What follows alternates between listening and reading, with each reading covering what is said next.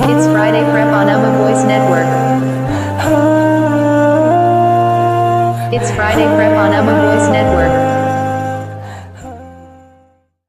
Wallahi, sometimes failure makes you a person who is much better in character. Do you know that you have people sometimes who develop an arrogance because they pass just like this?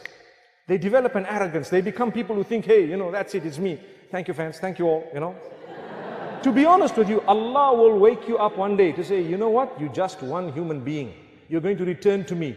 These degrees are all temporary. They will help you for a few years. What's going to help you for the entire life after death is your relationship with me. We're not saying don't become whatever you want to become. Become, but understand that will only help you when you serve Allah through your field, over and above serving Allah through what He has made obligatory upon you. So how I start as a Muslim, if I want to follow Muhammad sallallahu alaihi wasallam, I will start off with my obligations. I'll be a good Muslim. I'll try my best to fulfill my salah, to dress appropriately. My social relations need to be pure and clean and so on. I need to treat people with respect and what have you. Over and above that, if I am, for example, a doctor, I will ensure that I am honest, trustworthy, hardworking. I serve dedicatedly, Muslim, non-Muslim, whoever it is. Even if you're a veterinary, you could enter paradise through that. Do you want to hear the evidence?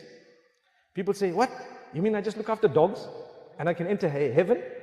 The answer is perhaps, yes, it could be. If your intentions are right and you're doing it with the right reasons, compassion, being compassionate towards these animals, it's something great and grand. Listen, I'm not encouraging it. I'm actually just saying it's permissible. That's all. I don't want people to give up medicine and say, right, we're becoming vets now.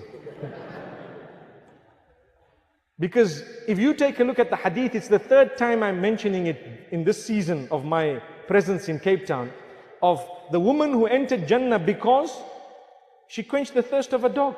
What happened? She wasn't even a vet. A vet has spent a lot of time, and when they go, to an ailing dog that is perhaps dying, and they, for example, administer some medication or whatever it be to that particular dog, and the dog is doing well and it can bark properly, rap, rap, what would happen?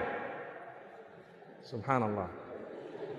You weren't expecting that, were you? MashaAllah.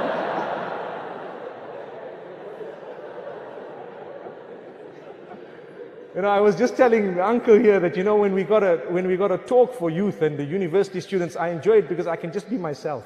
The minute you see old people with white gray hairs here, I couldn't do what I just did I?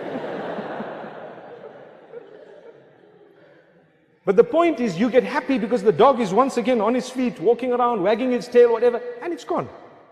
So if Jannah and paradise was achieved by the quenching of the thirst of the dog, what if something more dedicated is provided for that dog? Don't you think there's a greater chance of getting Jannah? Common sense.